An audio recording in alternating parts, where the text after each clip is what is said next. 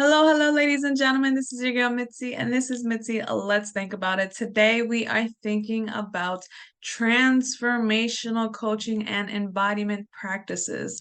I have a special guest today who is diving into this topic and allowing us to really pick his brain about what it really means and what it means for him to actually try to share this with the world. You know what I mean? Instead of keeping it inside, because sometimes people keep their knowledge inside, but he's not that person. He's the one that'll share with the world. So I just want to introduce you to Michael. Michael, why don't you go ahead and take it away?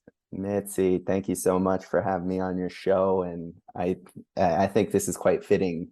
Just think about it. For me, I was an overthinker. I was someone that, like at a young age, was really sensitive.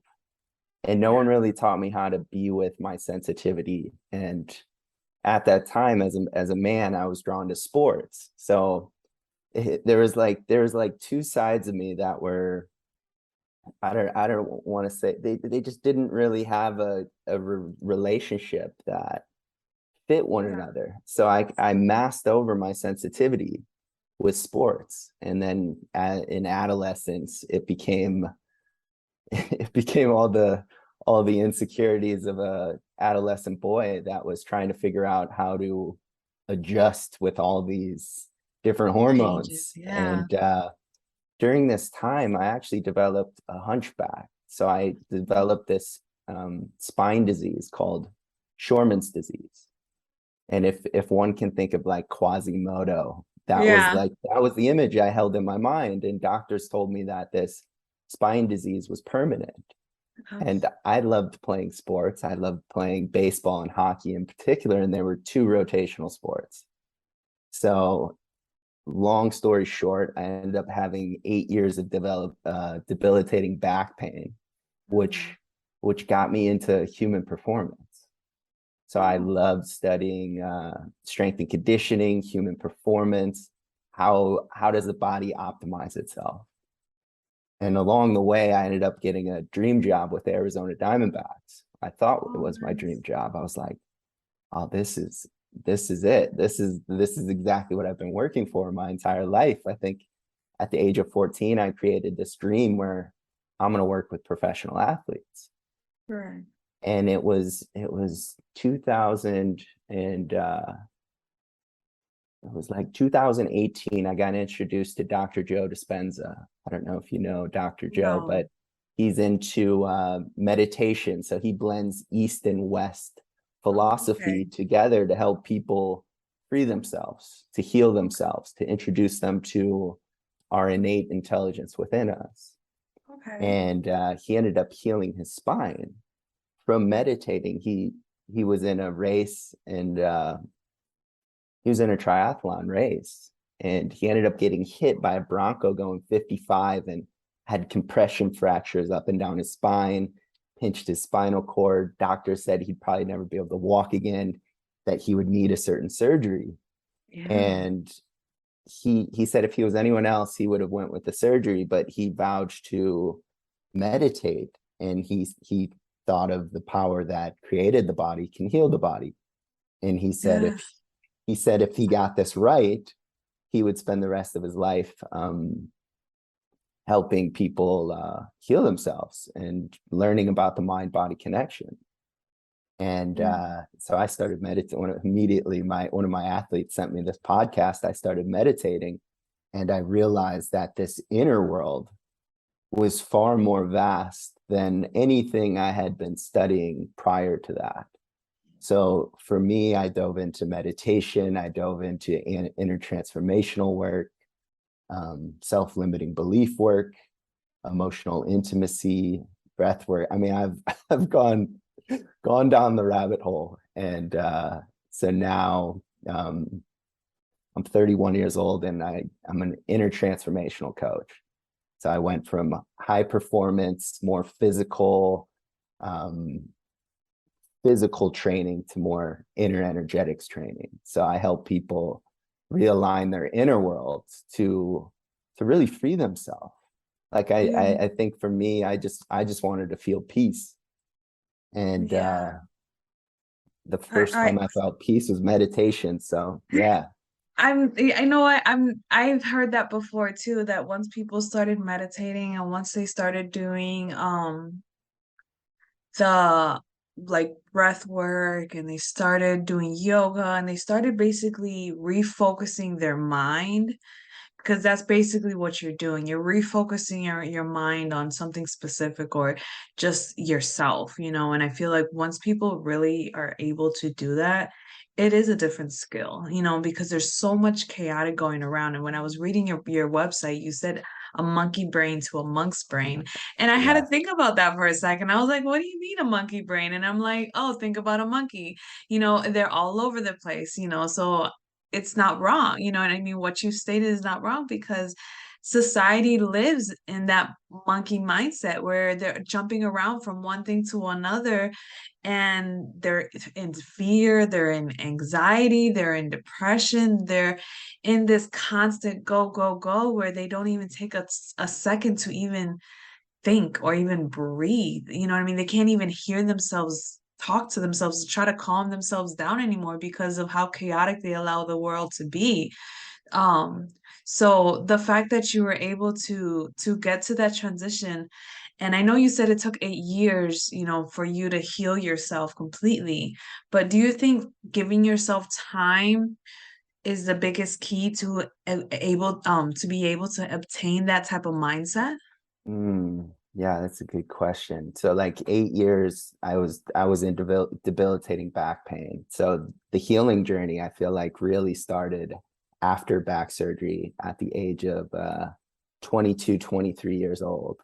Okay. And as far as the healing journey goes, I don't like putting a timeline on things because that's what the mind wants. Like the monkey Yeah. mind wants, like, oh, in the future, I'm going to be healed in X amount of days, X amount of years. And Mhm. we live in this is the root of all problems exists in this construct called time. We have the Yes. past, we have the present, and we have the future, and we have this identity that's created. So the identity construct of who am I is really created in our younger years, right? Like a perfect baby. If you've seen a baby before, they have no sense of self. They're this just ball of love. They're this energetic being of brightness, this light. And then along the way, it starts developing, it starts fragmenting from that absolute infinite limitless being to this Mm. like I am Michael, you are Yeah. Mitzi, and there's Yeah. constructs that the mind creates around that, which now we carry with us in our life, and now that's the place we relate from. Yeah, So that's so people true. Oh my goodness, that's so true yes. because I have my son and I'm thinking about it and I'm like, the world really molds us in a way where we take away that limitless. You are absolutely right. Oh my goodness. Yes. So that Yeah. that to me is the journey, is like freeing ourselves from these false constructs, these false constraints that we carry in the Yeah. form of self-limiting beliefs, emotional indigestion, because a lot of society doesn't teach us how to be with emotions. Yeah. They teach us how Yeah. to create a belief system. I know for myself, I created a belief system around emotions being weak. And as a sensitive man, as a sensitive boy, that's pretty difficult to be with. So I have to now find strategies to numb, to avoid, to neglect my emotional body, which to me, emotions are divine signals, truly guiding us back to what I call the limitless self, the true self, Yeah. which is always here in this moment. It's Yeah, that's just, so true. I was speaking with another gentleman who promotes highly sensitivity in men and how other men should try to embrace that and try to figure out if they are in it instead of rejecting it and conforming to this toxic masculinity that men are supposed to supposedly live up to, and everything that you're saying just made me remember everything that he said. It's so spot on. And being a woman, I can see it from your perspective because even women are taught to treat men as a certain way, and it sucks because as a high sensitive man, you would never get the acknowledgement that you are still a man because of your sensitivity. God forbid you cry. God forbid you know what I mean? You do anything that shows those emotions, because then as a woman, we're supposed to look at you as less than a man.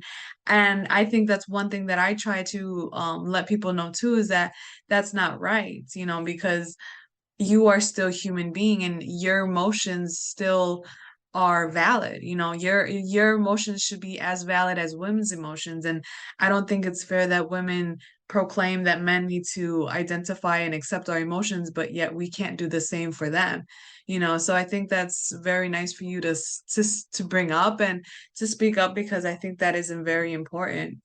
Yeah, it's beautifully said. And I think too, like from a man's perspective, it's almost like our emotions and our sensitivity brings us our true power, brings us our Yes. true, like our true masculinity, not Yeah. like this false bravado of like, I'm tough, I'm stoic, I'm serious, I have no emotions. Like, I think Hmm. that construct that's been created, it's slowly starting to dissolve in society. And I think we're both the masculine and the feminine, which masculine and feminine to me is more like an energetic as opposed to a specific gender. Because I think Yeah.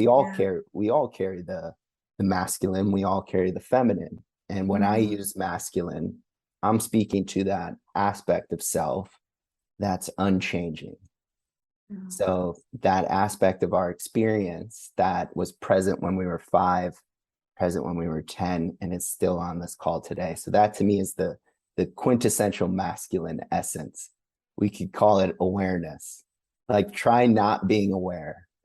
Yeah, exactly. It's Exactly. It's yeah, it's and I think you would literally have to put your state of mind in a numbing factor to not acknowledge it.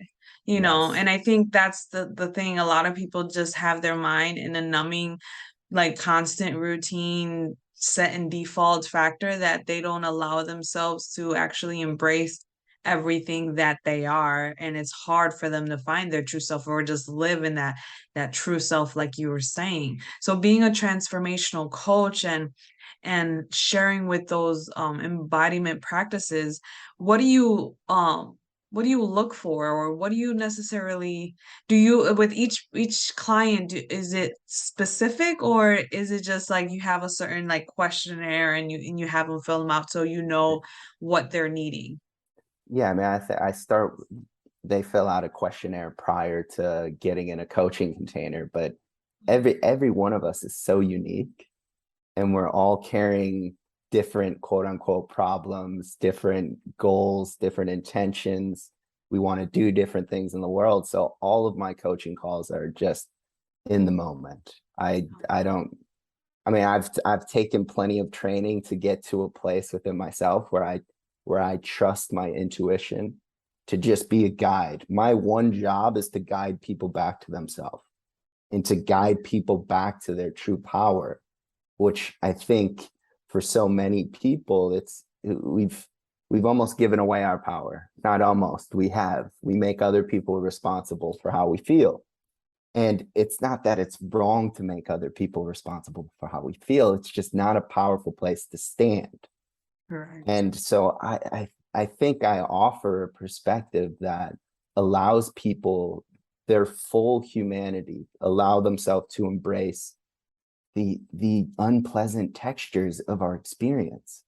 And one of Yes. them being shame. Like shame is this thing for men and women that it's like, huh, that's uncomfortable. But who's ever taught us how to be with shame? So Exactly. the I things we mean, you're not resist. wrong. I mean, shame is a heavy burden to bear Yes, that no one's exempt from carrying. that's right. Yeah. Yeah. And the things we resist, they persist. We strengthen them. So if one is conscious enough, one would realize that, huh, if this is an experience that's here, um, and depending on what their connection is with life, like what is their relationship with life, as we're not having to think our thoughts, we're not having to feel our emotions, consciousness, or whatever we want to call ourselves, is doing life. Like, I don't have to wake up in the morning and remember how to brush my teeth. I don't have to remember how to drive my car. Like, something is taking care of beating Yeah. my chest, of giving me my breath. And I'm of the belief that when we connect to that, we realize that there is this innate intelligence that is supporting us on our journey, as opposed to, oh, I'm a human being in this body all alone. I have to take care of myself. Well, that can be an incredibly lonely place. Yes. So as kids are connected to their environment, they're connected to life, they're in this like realm of magic in their imagination, in their Yes. world is so big. Mm-hmm. So I think I offer people a space to remind them of their own magic, and to help empower them to connect to that true aspect of self, where Yeah. we are powerful, we're beyond powerful. And Absolutely. I think yeah, I think people need to hear that more than what they do, you know, and it's sad that that's only preached to like like victims of survival or have trauma or they've dealt with abuse or some yeah, major situation.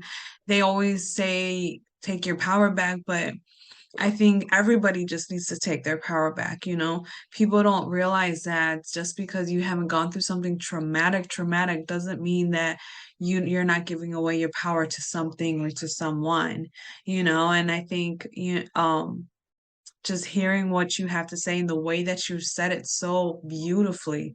You know what I mean? You mm, were able to put it so beautifully said that that makes it so understandable, like it's so relatable. If like whoever's listening, I bet you're able to put it in your own perspective in your own life, you know, and really think about it, you know, and how it reflects to you and how it reflects, you know, to what's going on around you to realize where am I giving my power away? Who am I allowing my emotions to get the best of, you know? And I was reading somewhere that when you're easily triggered, you can be easily manipulated. What do you mm, think about that? yeah. I mean, I think triggers are such a misunderstood aspect of this human experience. But yeah, I think if we're not aware of our triggers, of what the meaning of triggers actually are, yeah, we can be manipulated. And Mhm. I think there's a lot of, I say this with love, there's a lot of people out there in the business world that create products, that create courses, that create teachings that um, are based on fear, are based on like, Yes. hey, are you feeling this? I have the answer for you, right? And Yep. it's outsourcing our power to, oh, this person's gonna help me, and it's not that it's it's bad meaning or any of that. It's just the the true power that we have is in our own conscious choices. So a trigger is really something, an aspect of our experience that we're carrying from our past. So for an example, for me, when I was 5 years old, I was out in the backyard of my friends, my neighbors, and my neighbor really pissed me off. And we were blowing bubbles. And I intentionally was like, I'm gonna blow these in his eyes. I don't know. There's this primal anger that came over me. And I blew, like, I was successful. Unfortunately for me, his mom was on the deck and saw the entire thing. She came running down, screaming at me, grabbed my hand, walked across the street, rang my doorbell, and my parents, my parents are the two loving, like they're Yeah. so loving. And as a 5-year old boy, I'm like, oh no, I'm in deep trouble. They open Uh-huh. they open the door, and here my neighbor's mom was expressing to them what happened.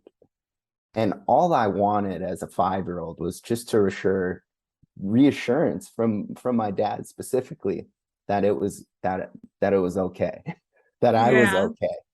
And he looked at me and he gave me this look that I will never forget. And I don't blame my dad for this moment at all, but he gave me this look of disappointment, like I am a failure.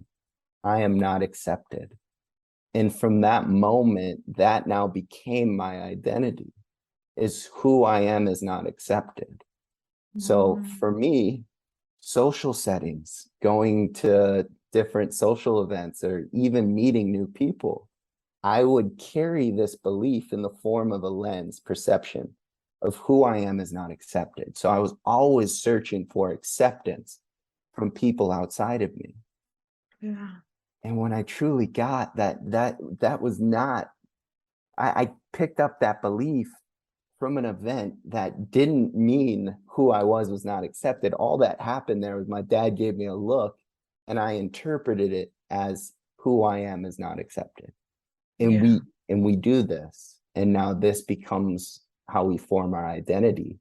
So triggers, if I'm going to a social setting, I know now that, yeah, there might be an aspect of my experience that's like, this is going to be uncomfortable. There might be some anxiety, there might be some fear. And now, like having a relationship with those difficult emotions, it becomes easier to be with that because I know who I am is not accepted.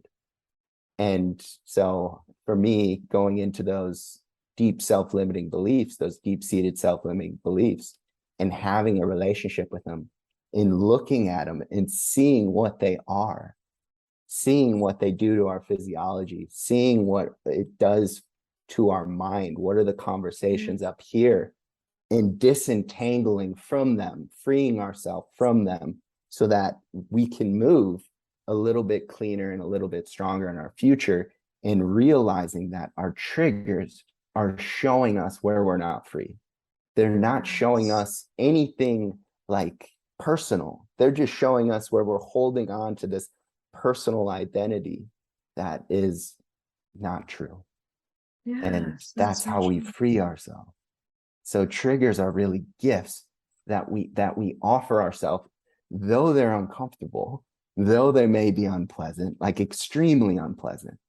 But if we can somehow be with that experience, which we're already being with it, it's just we're labeling it as this is bad, this shouldn't happen, why me, right? Which Yeah. is perpetuating the trigger. The trigger, Mhm. it's strengthening the resistance.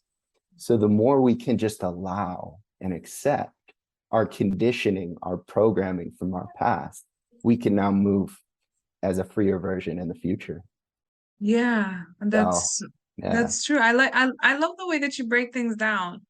You are able to really explain things in a way that my mind makes it more complicated.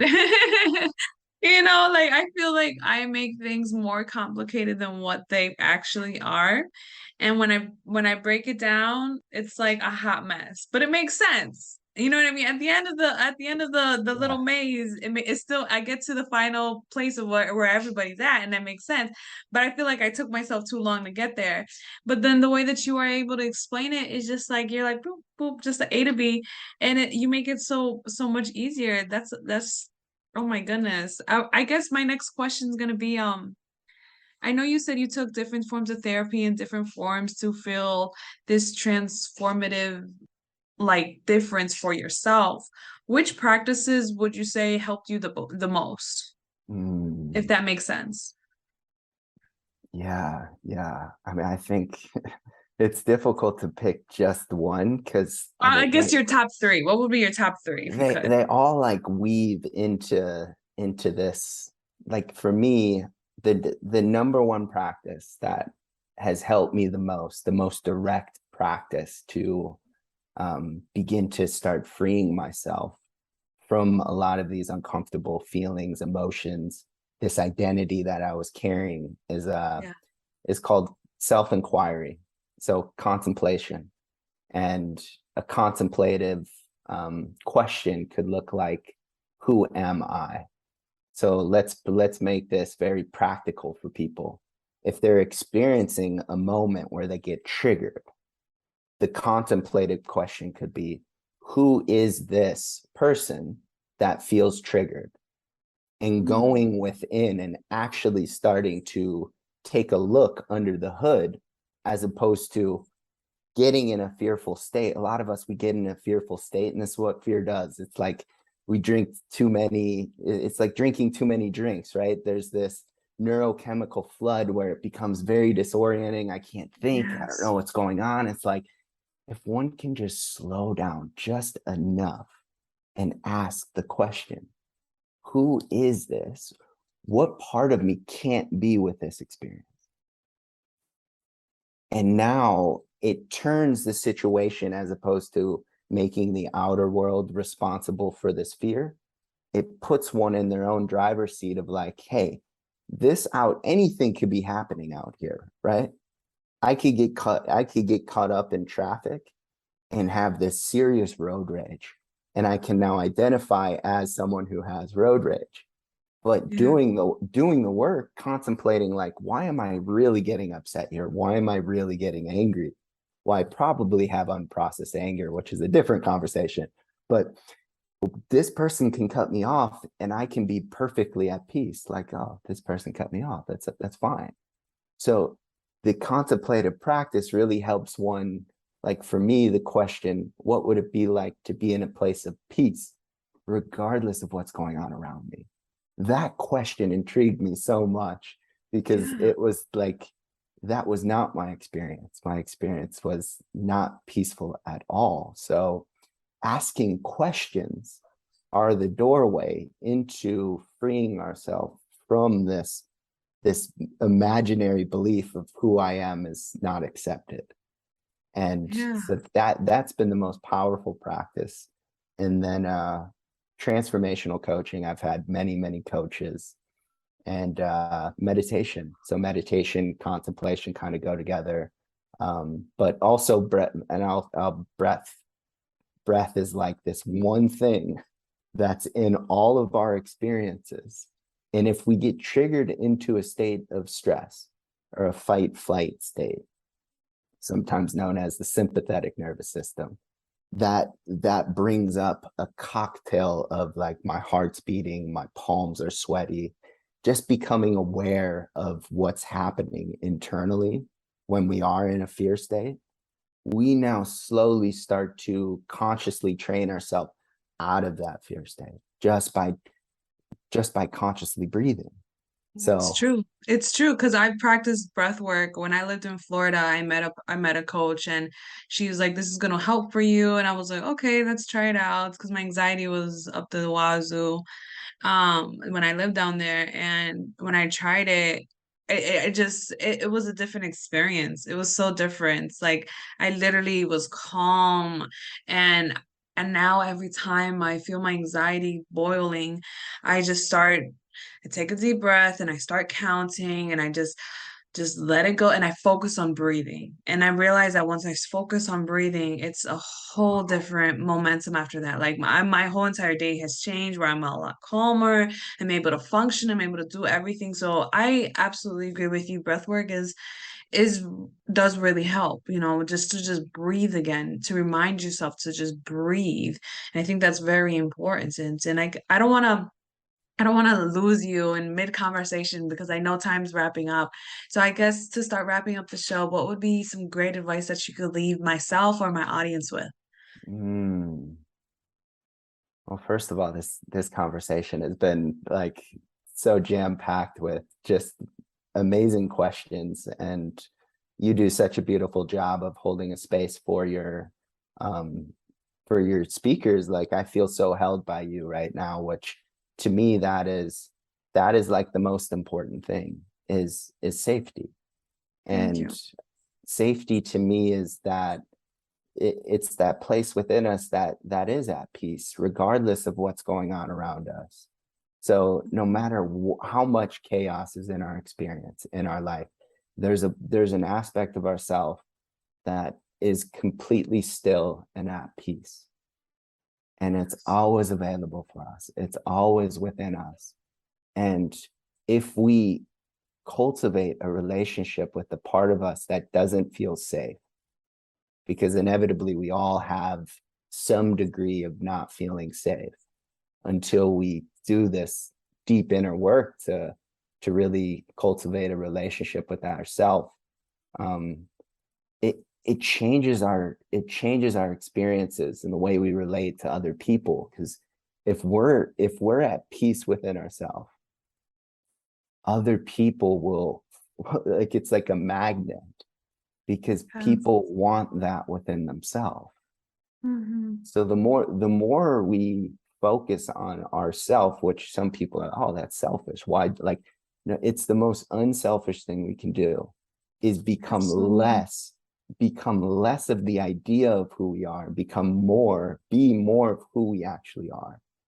And now that allows, I mean, one's life can transform from that, but I think from a bigger perspective, that's how we ripple out, and the world really heals, is Yeah. by us all um, regulating our nervous systems, our body, our breath, our and really stop resisting the present moment. Because Yes. when we run away from the present moment, we're running away from life. Life happens right now. It only happens right now. So whatever problem, whatever dream, whatever we are aspiring to do, to be, it's only available right now. So I'll leave the listeners with that right there. Oh, that's beautiful. Thank you so much, Michael. I'm so glad that you were able to enjoy yourself and that you were able to speak freely and speak without any worries or with any hesitations, because I feel that people need the authenticness in these conversations and in these moments, and that's why I try to have um my guests come on the show to feel as comfortable as they can, because it's not only important for my guests, but it's important for me as well, so that it can be truly authentic. Because when we are able to share our own perspective, we are making a ripple effect on other people's lives. You're no longer feeling alone, you're no longer feeling all to yourself, you're no longer feeling like crazy because you are thinking in a way that you're not sharing with other people, and I felt like that for the longest time before I started my podcast. And once I started it and once I started bringing others on the show, it made me realize that I'm actually more sane than what I think, and I think people need to realize that too, is that we are sane human beings. We are peaceful human beings. We are amazingly beautiful inside and out, no matter what society just tries to tell you, and I think that's just so beautiful. Like, I just don't know what to do with all this. But Yeah. it feels right, it feels right what we're doing, because it's needed. We're living in a generation where we know the wrongs from our past generations, that we are trying to not let it fall onto the next generations, and I think if you're a part of that movement, then I applaud you, and that we just need to continue to keep on going, because that's the only way for us to really make change in the world, is start with ourselves, and then it's going to ripple effect to the people around us in our community, and then before you know it, the whole world's going to be able to have open and feel that peace, and not feel so tempted by all the evil that surrounds us, Mm, and if any of my listeners are trying to gain this clarity and trying to gain this understanding and this peace within themselves, go check out Michael. I have him on my website. You can find his lovely photo with a link to his website. You can check out everything, Michael. And you can reach out to him if you really want to know more, or if you're just curious, go talk to him. He'll be the better guy about to help you in this situation. But thank you all for listening, and thank you again, Michael, for your time and your perspective. And I hope everyone has a great rest of your day. Bye. mm. Thank